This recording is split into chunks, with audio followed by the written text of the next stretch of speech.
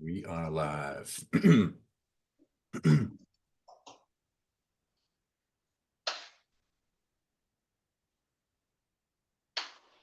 Rich, where's your dog? I've got him caged up, actually. He's been up very boisterous today. So, yeah, gave him some What about the special. shock collar?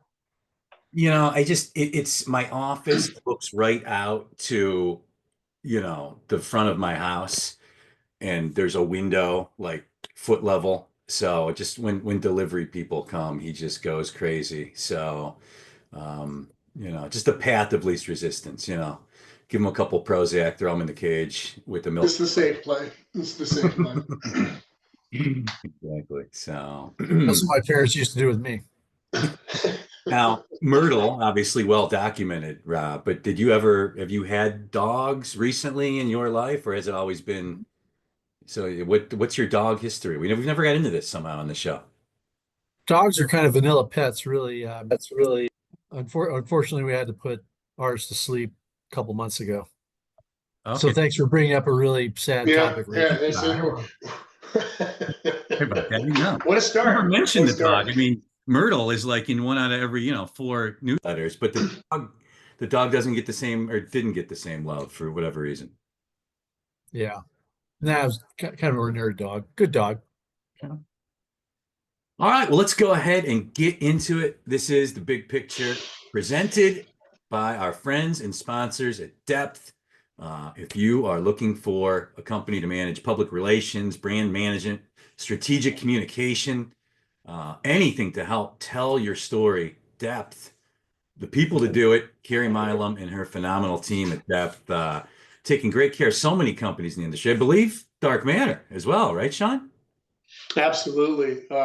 We hired Depth actually in advance of our launch, which is probably 20 months ago, and worked with Leslie Colley and her team, and Carrie obviously as well. And we've been abundantly satisfied with the responsiveness, the comprehensiveness, and just the brand awareness that we've been able to build in conjunction and partnership with Depth PR. So yeah, highly recommended. Love it. Depthpr.com. Check him out there. And again, this is Big Picture presented by Depth. I'm Rich Swerbinsky with Onward and Upward Consulting. This week joined my esteemed colleague and co-host, as always, Rob Chrisman. Rob, good to see you. And you're in Reno today. I am. And Sean's in San Rafael, which is also where I have a little place. Yeah, right. So you guys are neighbors when you're there. So See him all the time, pass him in the grocery aisle. So yeah, Rob is central to San Rafael. Sean, have you been to the Tutu Lounge? I have not. I have not, Rob.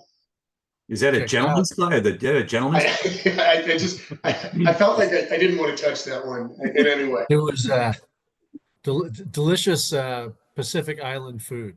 Mm. Okay, there you go. We'll go with There that. you All go. right. Sounds good. All right. Yeah. Poorly named. Poorly named. Poorly. And this week, our special guest and newly promoted, the new CEO, I've been in the works for some months now, but the new CEO of Dark Matter Technologies, our friend Sean Dugan. Sean, thank you so much for joining the show and congrats on the promotion. My pleasure joining the show. Always good to spend time with both of you, and thank you for the congratulations. As you pointed out, I've been here for coming up on 15 years, so certainly know the business, know our clients, etc., and have been kind of running the business since the beginning of the year. But the actual promotion or formal first day did fall on April Fool's Day, and there was a piece of me that thought that somebody might pick up the phone and say, just kidding, go back to your normal job. But I haven't gotten that phone call yet. So far, so good.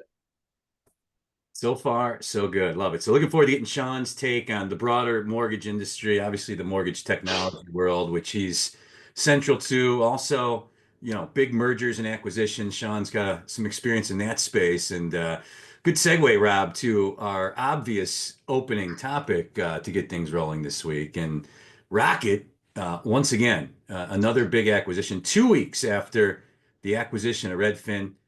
drops a bombshell on the industry with the acquisition for 9.4 billion with the B of the biggest servicer in America, Mr. Cooper. So, Rob, we'll start there. Your thoughts on Rocket's latest power play? Well, a lot of thoughts, but Rich, don't you think like Stan Middleman is off talking to BlackRock, or uh, there'll be more huge announcements coming? I think the biggest the biggest thing this will do is inspire more M&A, and I think we're going to have, honestly, in the mortgage industry, I think if you fast forward 2 or 3 years from now, there's going to be a lot of like real big guys and a lot of real like little hyper local nimble. And we might be seeing the middle get a little gutting on the lender side in the mortgage industry, but we'll see how it all plays out. You heard it here first.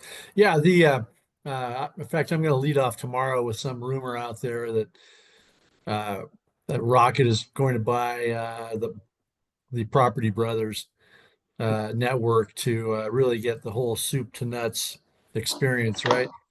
So, yeah, the you're dealing with a group of people, Rich, that uh, they're just like Sean. I mean, they are competitive and they're smart and they're business savvy and they're not in business for their health necessarily.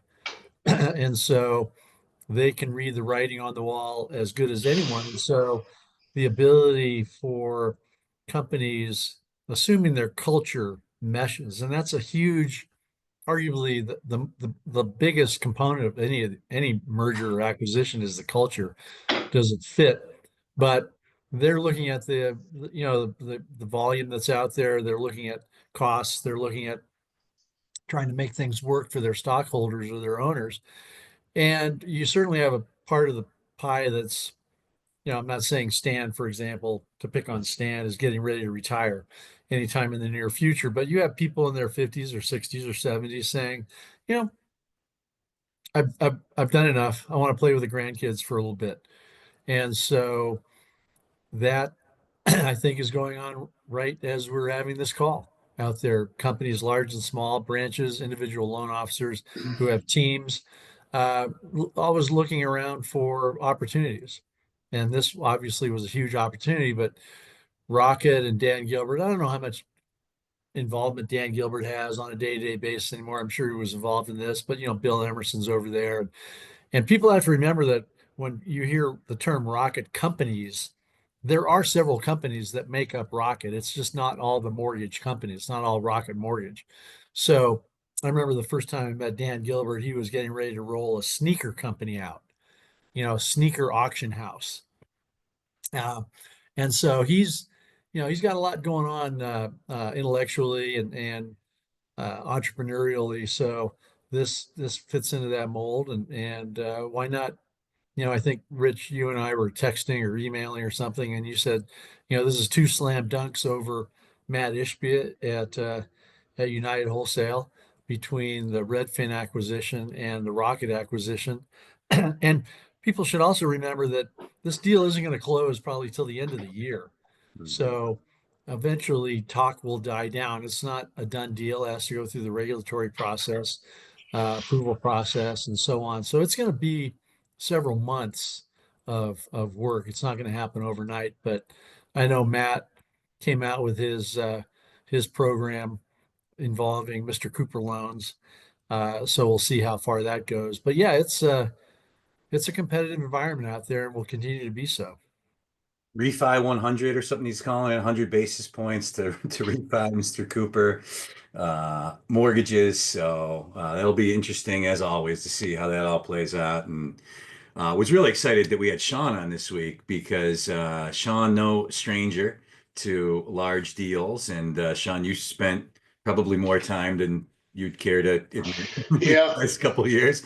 I mean, yeah. the Ice Black Knight, which I think the biggest ever, at least the initial proposal. I don't know how it ended up flushing out statistically, but one of the biggest mergers for sure in our industry between obviously Ice and Black Knight, and that being kind of on ice, no pun intended, for a while, and then changed a little. So there's been a lot of talk on LinkedIn, over the last week. What type of regulatory scrutiny will this get? It doesn't maybe have as many antitrust tentacles as the ICE Black Yeah. Knight thing, but it's two top five servicers in America and the number one retail lender in America. So this is going to get some a hard look by the FTC and DOJ, no?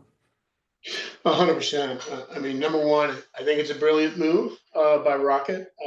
They've successfully kind of closed the loop of the lending continuum, if you will. They got a customer for life, and I think at the end of the day, that's the perception there is that's probably a really good thing for the borrowers that they support. Will it come under scrutiny? You're absolutely right that it will. But I think it is a little bit of a different play, in that it's not technology, number one. And obviously, borrowers have their options as to where they go to get their mortgage both originated and serviced. But nonetheless, it will have scrutiny. I don't think it'll be quite as draconian as we had to go through, which was 16 months and multiple visits on site in DC. There were windowless boardrooms and very, very long days that I would love to forget. But at the end of the day, it's a different administration as well. And Linda Khan is no longer in her chair, and she was as anti-monopoly, if you will, as anybody who's walked the planet. So, while I think it'll go through its scrutiny, my guess is that it'll come out the other side in good shape.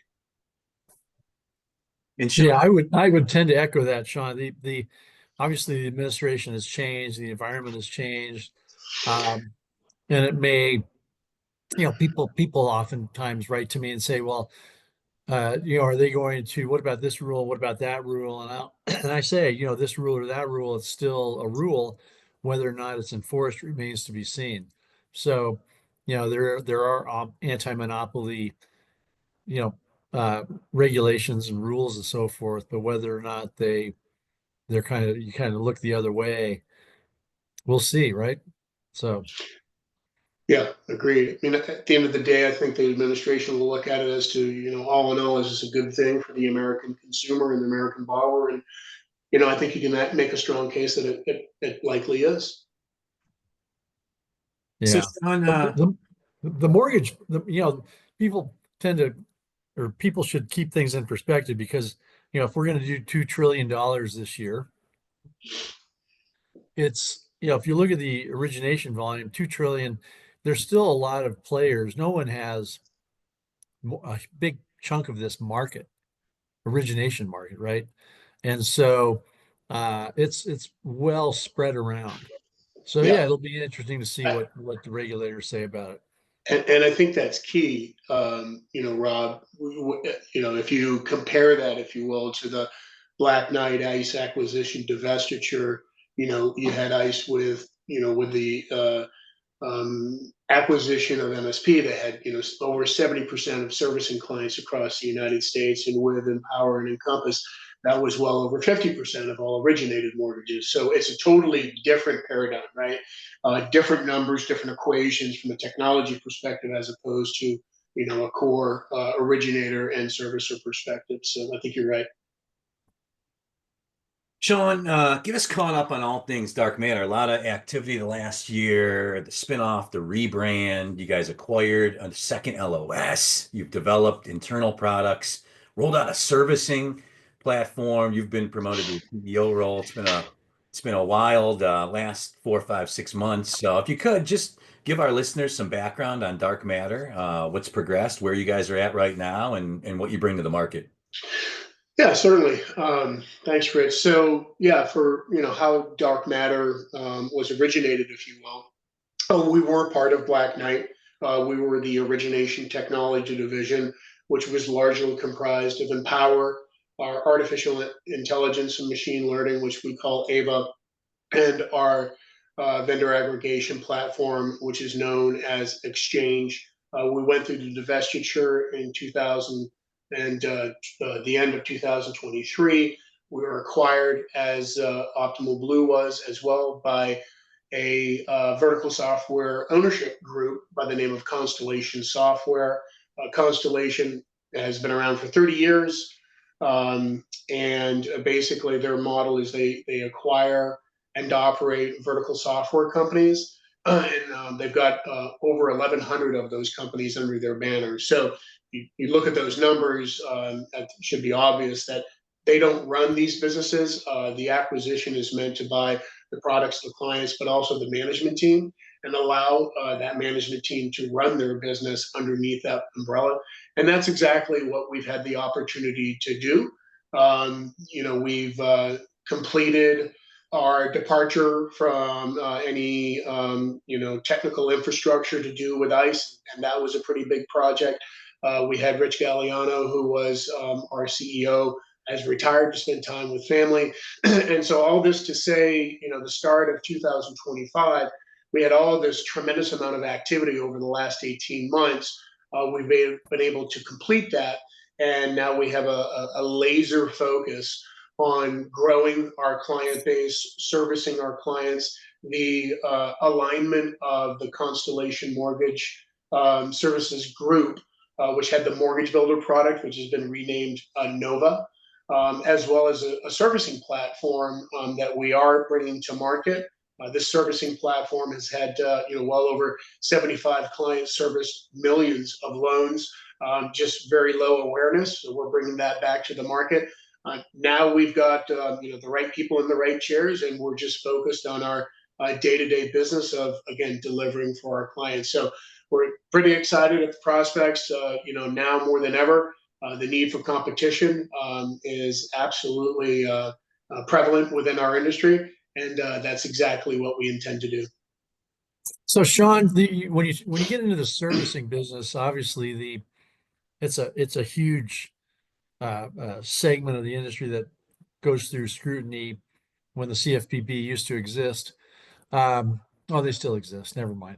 But the consumer touches there on the servicing side of things is a source of a lot of consumers writing to the CFPB saying, well, I didn't know this or I didn't know that, complaints, so forth. Have you, when you're looking at your servicing segment of dark matter, does that matter? Does that the fact that it is such a touch point and under regulator scrutiny, does it make you scrutinize that sector more in your business, Yeah. various business channels?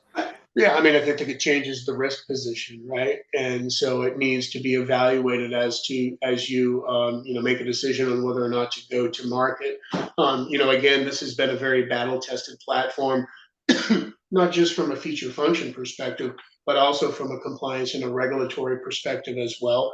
And we also have the resources, the expertise on staff that we've brought over and aligned underneath dark matter, which is absolutely key, because we all know origination and servicing are two night and day, if you will, with how they operate. But yeah, we feel like we've got a very, very solid and, again, battle tested platform, and just as importantly, the expertise under the hood to bring this again to market and to provide some much needed competition in the servicing mortgage technology spectrum. Yeah. So the suite of products now, Sean, of course, Empower, LOS, everybody knows Empower. You've got the servicing platform, the Nova LOS, formerly Mortgage Builder, and then Ava, which is an AI virtual assistant tool. That's like the built-out product suite right now, right?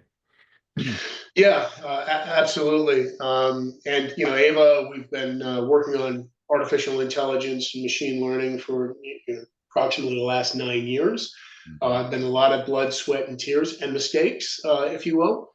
But we believe that what we're bringing to market with regards to the ability to both classify, extract data, and then affect that data upon a lender's workflow, we think is really the special sauce. We leverage a very mature, comprehensive workflow engine to drive an exception-based workflow. So the model and what makes this different is, to boil this down in simplest terms, so long as a loan goes through and meets all of the lender criteria that we set up during the implementation of the product, the Empower platform, along with Ava and our decisioning engine, will be able to foster that all the way through and and without human interaction until a loan falls outside of that criteria. At that point, that's where we tee that loan up in that exception-based workflow to have a human take a look, make a decision,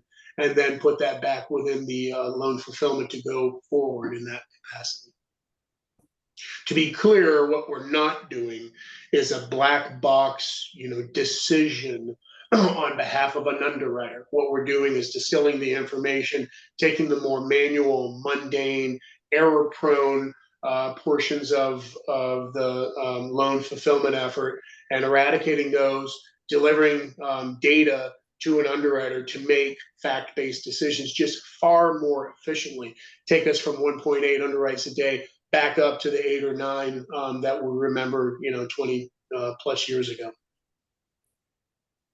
And then as far as Empower and Nova goes, I know, a lot of people forget now, but I mean, pre-acquisition, pre-Black Knight Ice deal, like you guys were making big gains on Encompass. I remember you guys were part of TMC when I was running it, and we had 8 to 10 customers that went over from Encompass to Empower, and then it just kind of got put on ice. You kind of lost a little bit of that momentum. Was nice. You got to put on ice, yeah. So, but it was, I mean, it was the first time, at least in my life, that I was seeing like an LOS make very substantive, real, market share moves against Encompass. You kind of have the same competitive situation now. They still have a ton of clients and a ton of Mm-hmm. clients that are maybe not, open to another solution. I'll just leave it at that. But the competitive, obviously the business landscape is a little bit challenged now, and just the sense I get from clients is people are waiting, waiting for the volume to come back, show me state, before they do things. But I'd be curious to get your perspective on, I guess the competitive climate right now in the LOS space, and how you guys are poised to maybe make a difference there. And then also the two LOSs, like how you going to market that, and are there sweet spots? I know a lot of credit unions were Mortgage Builder slash Nova, but we'd just love to hear your perspective on all that. Yeah, I mean, I think we're better positioned than we ever have been actually with two LOSs. And the real fundamental difference is Empower is incredibly both comprehensive and configurable, and that takes some level of support from a lender. So, by example, an administrative resource at a minimum, if not one or two resources. But the power that provides a lender that truly wants to configure, differentiate, and make themselves as efficient as possible, that's where Empower fits that mold. There's other lenders that are more potentially template based, don't have that need for the abundance of efficiency because potentially they're doing lower volume. They want something they can stand up relatively quickly. It doesn't take an abundance of administrative resources, and that's exactly where Nova fits the bill. So it's a competitive landscape. There's other providers as well. I would say our main competitor continues to be Encompass, but we continue to win the business that we're invited to, right? So we continue to work on our awareness, our value proposition, and it's really all about the ability to drive the return on investment. And I think all things considered, if we're invited to the dance, if you will, we show incredibly well, and we're winning the majority of the business that we're invited to. I will say you're right; it is a different market than it was, a couple of years ago.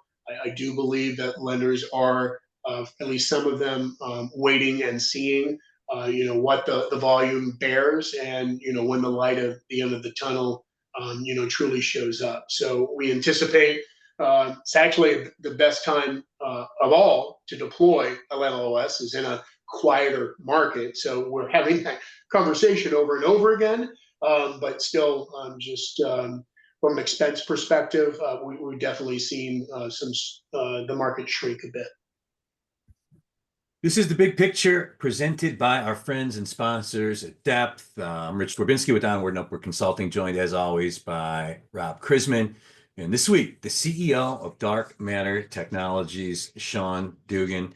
Sean, you've spent most of your career and life in the mortgage technology space. What myth misconceptions about mortgage tech that you'd like to put to bed? I'm sure you hear it all. Anything that comes to mind there?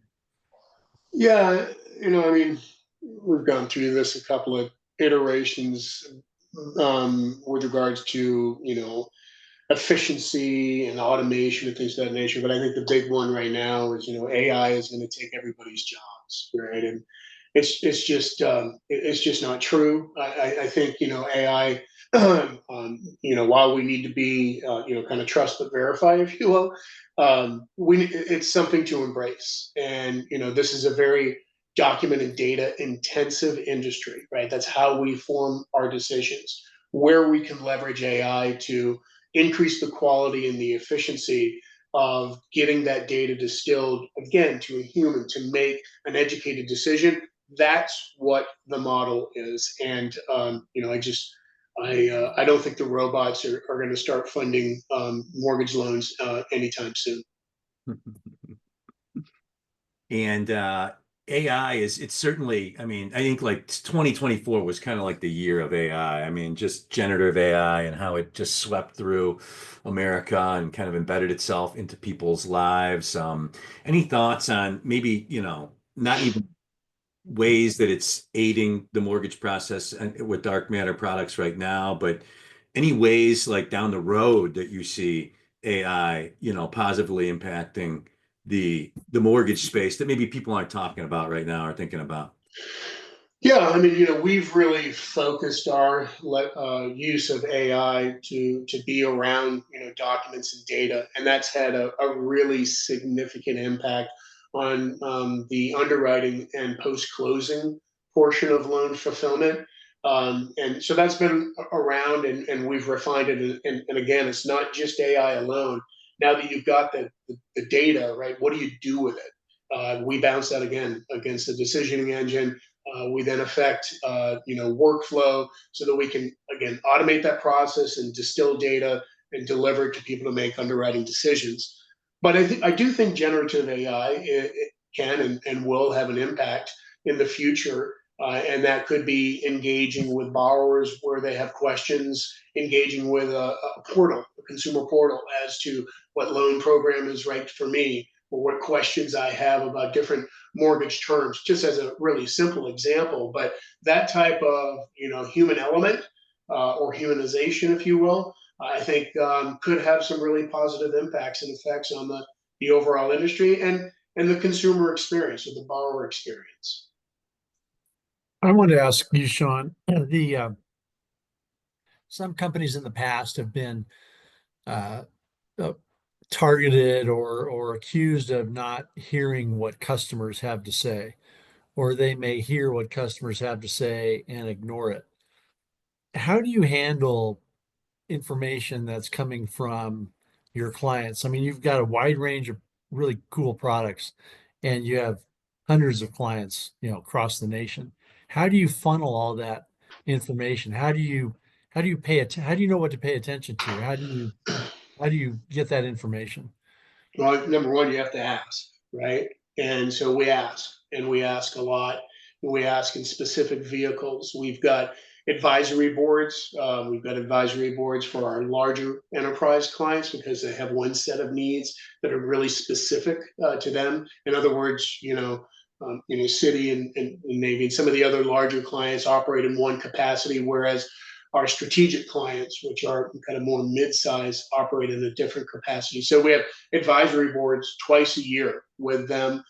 We've got different working groups. So as we bring new products to the market, we engage with alpha and betas. We get feedback from those clients to that allow us to make really educated product-based decisions on how we go to market, what the product's capabilities are, what's important to our clients. And then once we release those, we have those working groups as we continue as a team, as a group, to collaborate with our clients, get feedback, what's working well, what are you hearing from your field? And those feedback elements help us drive not only product decisions, but our capital expenditures as well. We come in with a roadmap and some ideas as to what we want to do to round out our product offering.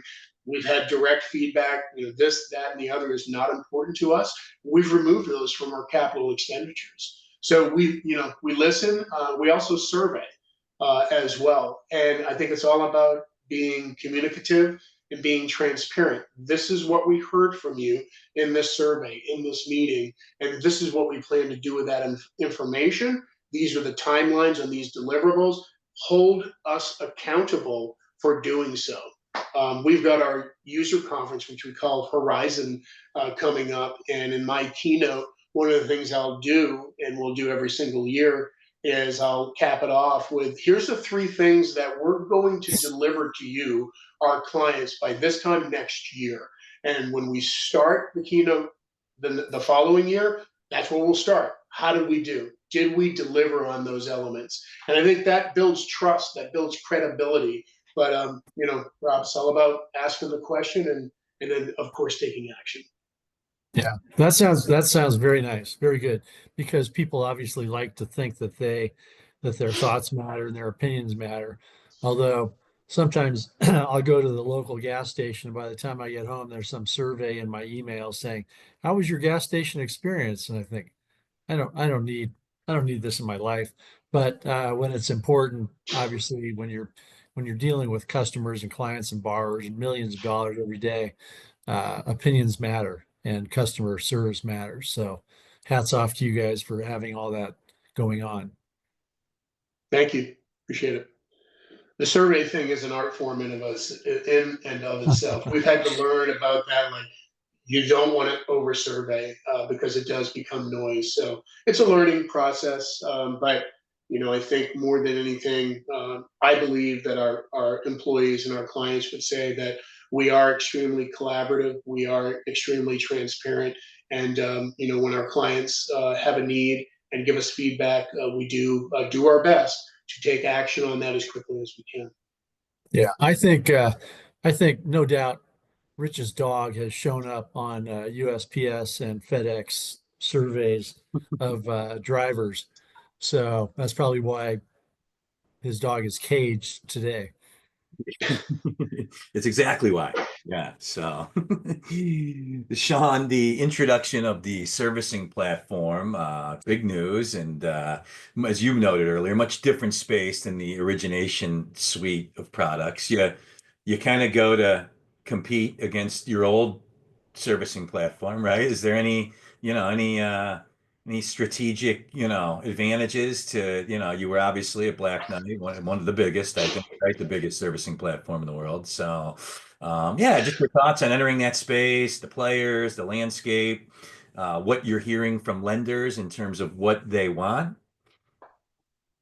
Yeah, again, it's an area of mortgage technology that is I think woefully underserved from a competitive perspective. There's 1 or 2 solutions available to any lenders that want to service, right? So start there.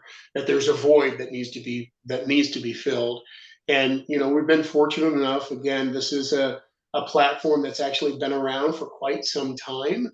As I mentioned before, millions of loans have been serviced. So, the fact that it has been battle tested, and it really, supports, mortgage loans, lines of credit, construction loans, personal loans, business, commercial, auto, and even reverse mortgages as well.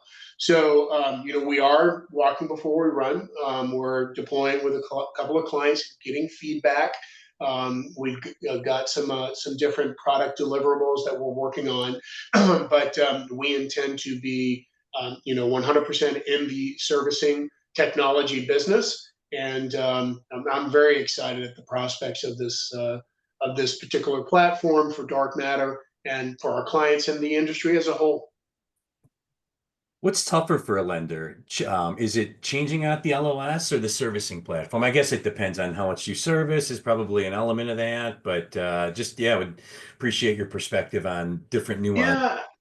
Yeah, I don't. I think they're both difficult, right? They're both operating systems. I think one of the levers on the front end, the origination side, is how many channels you have, right? So if you're a multi-channel lender, now you've increased the complexity of that origination deployment by an order of magnitude. Servicing, likewise, right? This is, if you will, a heart and lung transplant. But the thing about these deployments, for those of us, top, whatever, two or three vendors, this is what we do, right? And we've seen all shapes and sizes of these deployments. And we've got a process, a base deliverable process that we really ask the lender to follow, get that into some level of production, and then start to turn the dials. So while these are significant deployments, we have a team of experts and years of history of successful deployments and providing the consultative kind of partnership, if you will, on how to keep a lender out of harm's way, get this up as efficiently as possible. At the end of the day, it's all about the return on investment, right? How do we drive that return on a lender's investment with regards to lowering their cost to originate or to service? And that's really our North Star.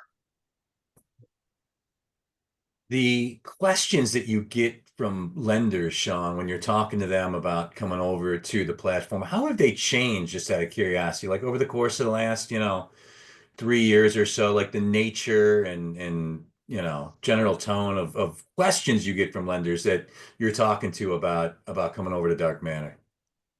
Yeah, I mean, I think they've changed because people are putting, back in the subprime days, it was Wild West. It was, we've got truly special sauce. So we'd go into a war room with a whiteboard and say, "What do you want it to do?" And literally, that was the model for that part of the industry. And then we had the meltdown, and it was a lot about making vanilla ice cream at that time. And so, the questions changed in that capacity. Now we have lenders that are looking to leverage APIs, of which we've got a healthy library of that we offer out to our clients and to our partners as well, where they can customize or put their special sauce around the borders of that loan fulfillment system, whether those are CRMs, whether those are portals, whether those are fee engines or things of that nature. So we've seen, the pendulum swing. I will say the most successful technology deployments that I've seen, if I were going to give any, kind of consultation to lenders out there, is where the lender has gone through a process reengineering effort where they identify current state. Here's our current process, step by step by step. Here are the bottlenecks. Here's what's not working well. Then, still in the process portion of this effort, re-engineer that and come up with a flow that they want to have as future state. At that time, taking future state, looking at the industry and saying, okay, who is best to fulfill this current state process? Those are by far the best engagements. The lender knows exactly what it is that they are trying to accomplish, as does the technology vendor. And I've seen those engagements work exceptionally well. In the role of just brand in general and business to business sales, Sean, again, would love your perspective on this. And it's kind of a different world now, more online, more LinkedIn, conference attendance down from what it used to be. Part of that's probably a byproduct of just the business climate. But your thoughts on just brand and brand awareness and your thoughts on best practice related to all that as we sit here in 2025.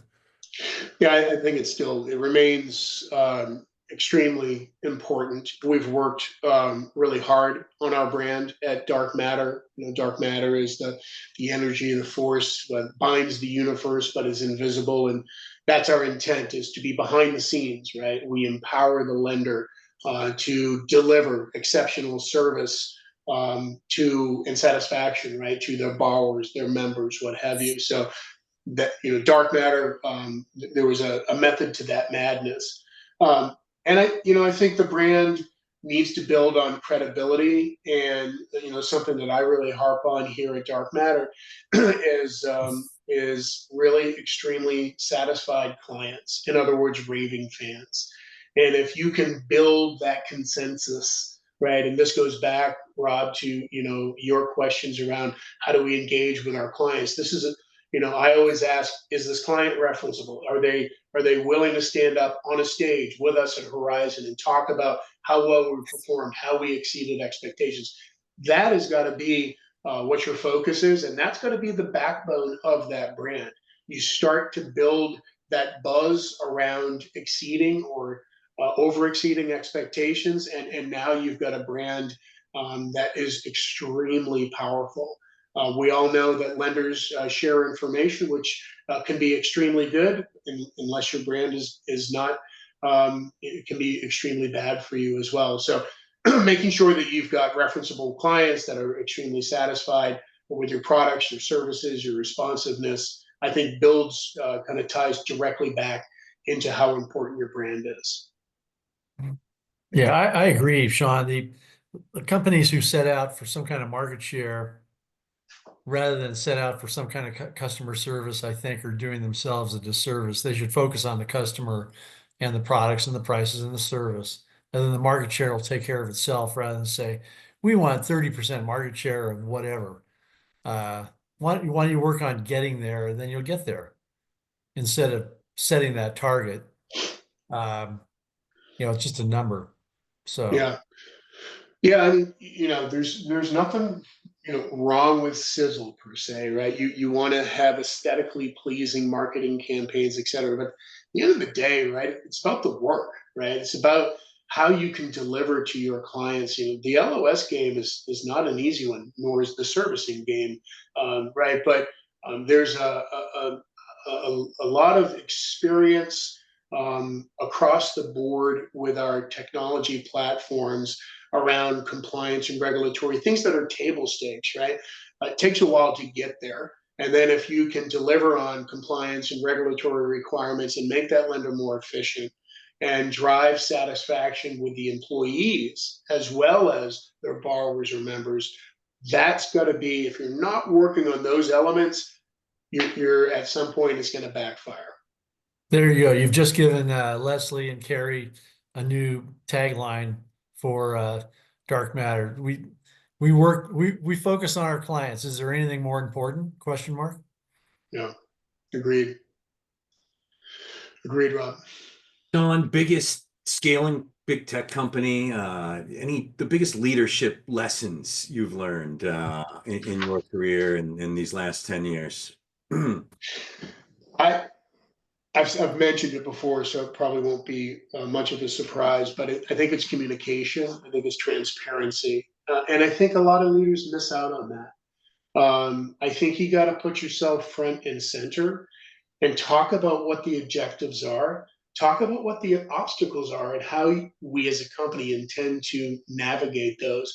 But at the end of the day, here's our objective, here's how we're going to get there. And then one other element is make yourself available, whether it be by town halls, et cetera, where you report on how you're trending on those objectives. Are we on point?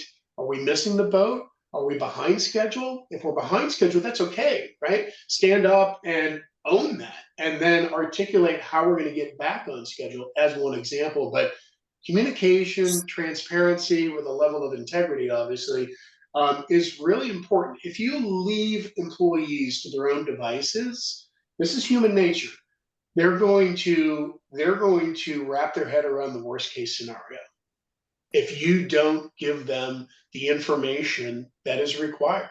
So I think consistent, transparent communication, that's the takeaway. That's what I've learned as a leader. And then last question for me, unless Rob's got anything, but what's keeping you up at night right now? And then on the flip side, what's getting you up on a Monday morning ready to just kick ass that gets you excited about this industry right now? Yeah, well, I mean, keeping me up at night, three things. They're all named cybersecurity, right? That's absolutely, we're entrusted with non-public information, client data. We take that extremely seriously. There's a lot of bad actors. There's a lot of threats out there. I think we've got the best team in the business to protect ourselves and our clients and their borrowers away from that threat. But certainly that's just something that's ongoing and always on my mind. What gets me out of bed in the morning, I think we've got I think we've got the best technology solutions in the business, and I think we've got the best team as well. We're extremely passionate about what we do and how we support our clients.